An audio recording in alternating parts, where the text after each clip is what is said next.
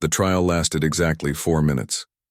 Commander Ryan Holt stood before the Tribunal Council, chains biting into his wrists, as the 7 alien species passed their judgment. High Arbiter Zelkoth's crystalline voice echoed through the chamber, each syllable dripping with contempt. For the crime of refusing orders during the Battle of Kepler 442b, you are hereby sentenced to exile on Cathera Prime. May the Devourer grant you the mercy we cannot. Ryan didn't flinch. He'd known this was coming the moment he chose to save those civilians instead of destroying the insurgent stronghold. The Galactic Coalition didn't tolerate disobedience, especially from humans, the newest, weakest members of their alliance. They dumped him on Cathara Prime 3 cycles later. The planet was a graveyard of bones and storms. Massive skeletal remains jutted from crimson sand like monuments to extinction.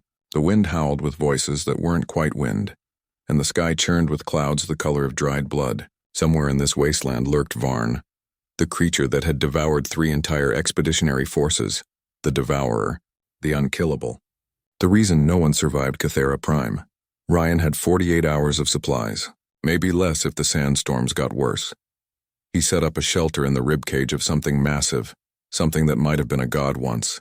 As he worked, he felt it, the sensation of being watched. Not with eyes, but with something deeper.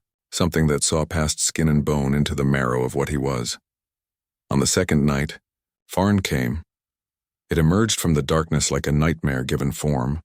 Scales that shifted between obsidian and starlight, 6 limbs ending in claws that could split mountains, and a head crowned with horns that seemed to pierce reality itself. Its eyes burned with an intelligence that made Ryan's blood run cold. The creature could have killed him in seconds. Instead, it stopped. They stared at each other across the dying embers of Ryan's fire. The human didn't reach for his plasma rifle. What was the point? If this thing wanted him dead, he was already a corpse. So you're what they're afraid of, Ryan said quietly. Varn's head tilted. A sound emerged from its throat. Not a growl, but something almost curious. Ryan recognized something in those burning eyes. Something he'd seen in his own reflection after every battle, every loss. Every moment the Coalition had used him and thrown him away. Pain, rage, and beneath it all, a desperate howling loneliness. They sent you here too. Didn't they? Ryan whispered. This isn't your planet. This is your prison. The creature's massive form shifted.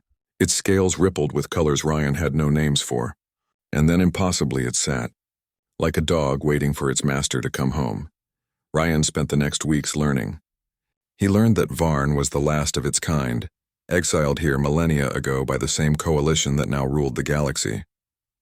He learned that the creature was dying, slowly, agonizingly, feeding on whatever stumbled into its domain just to survive another cycle. He learned that Varn wasn't a monster, it was a refugee. The humans had a saying, "The enemy of my enemy is my friend." But this was deeper than that. This was recognition. 2 beings cast aside by a system that ground the different and the defiant into dust. Ryan shared his rations. Varn brought him water from deep underground springs. The human taught the creature about tactics, technology, the weak points in coalition armor. Varn taught Ryan about the old ways, about energy fields and matter manipulation, about powers the galaxy had forgotten.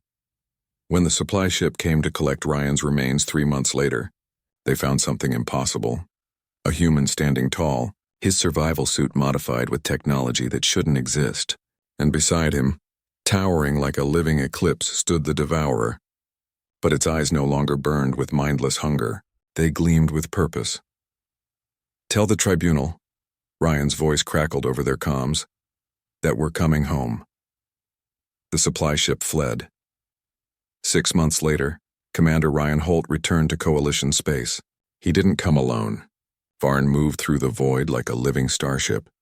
Its body adapted to the vacuum in ways that defied Coalition science.